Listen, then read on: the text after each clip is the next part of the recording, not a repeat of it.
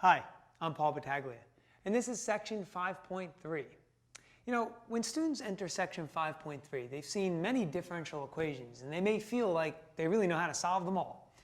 But the one thing they haven't seen is the inclusion of variables, multiple variables, on both sides of the equation.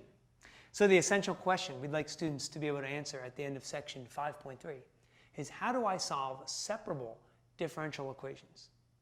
You know, initially, I think what we want to show students here is they're going to see some things that they really haven't seen. X's and Y's on the same side.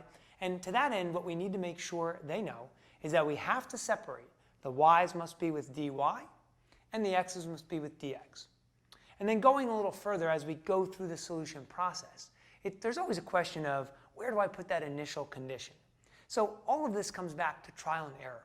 Let the students work it out for themselves. Let them see what works for them. And let's see if they have any issues more with the calculus or with the algebra. Now, let's give you a good example. Example 3, we'll run through students through a nice example solving a separable differential equation. But there's a good chance there for us to look at the placement of that initial condition.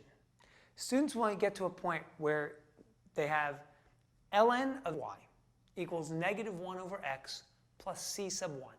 And they need to plug in the initial condition 1, 3.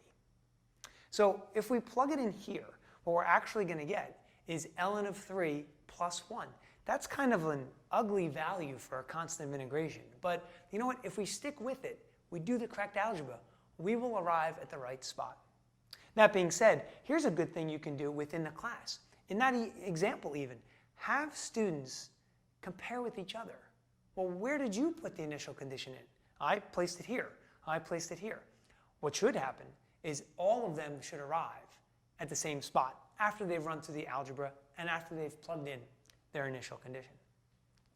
Great thing about separable differential equations is it expands our horizons a little bit. We can look at more realistic problems. And example 4 does that.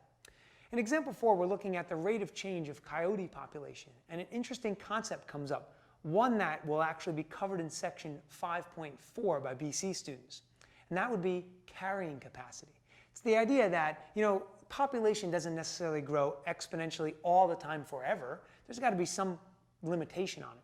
And what they'll see, students in BC calculus, is that example 4 shows that that coyote population is going to reach a certain point where it's going to have to level off and kind of remain stagnant for a while. And that's what we call the carrying capacity. Let's talk about some common mistakes that come up with separable differential equations. Number 1 mistake, forgetting to separate the variables. As odd as that might sound, since it's our first step, students just really struggle. And maybe I shouldn't have said forget to separate the variables. They really just don't know how to separate them. So it's something you may have to take some time with and really work through a lot of examples with.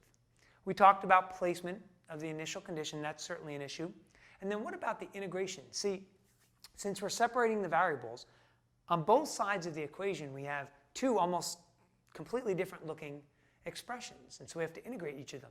So on the one side, students might be comfortable, but on the other side they might not. So look for that. And then, you know, it's always a big mistake, bad algebra. Getting through all this complex calculus stuff and then doing the little things wrong. So watch out for that. So to finish up, I'd like to talk to you a little bit about how this concept has appeared on the AP exam.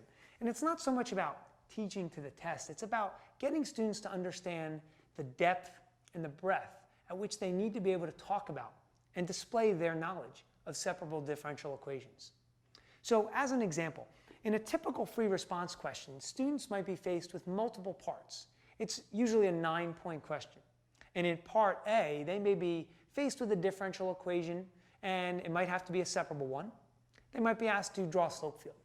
Maybe that's worth 1 point or 2 points. But then we get to the biggie. Part B might ask them to actually go through and find the particular solution to that differential equation. That could be worth as much as 5 or 6 points. And here's the breakdown. The first point might be simply for separating the variables. And you say, oh, okay, it's 1 point. But here's what's more important. If students fail to separate the variables correctly, no points will be awarded on that question, even if somehow they were able to integrate something correctly. So is it worth losing any chance at points just because we can't separate correctly? That's why I highlighted that mistake earlier. Make sure we're good at that spot. The next couple of points will come from integrating, and then there'll be another point in there for recognizing a constant of integration and correct use of that initial condition. So we could be talking about students who, even if they have to fumble through the problem and it's a more complex problem, could still earn 3 to 4 points out of those 6. I mean, that's a significant achievement.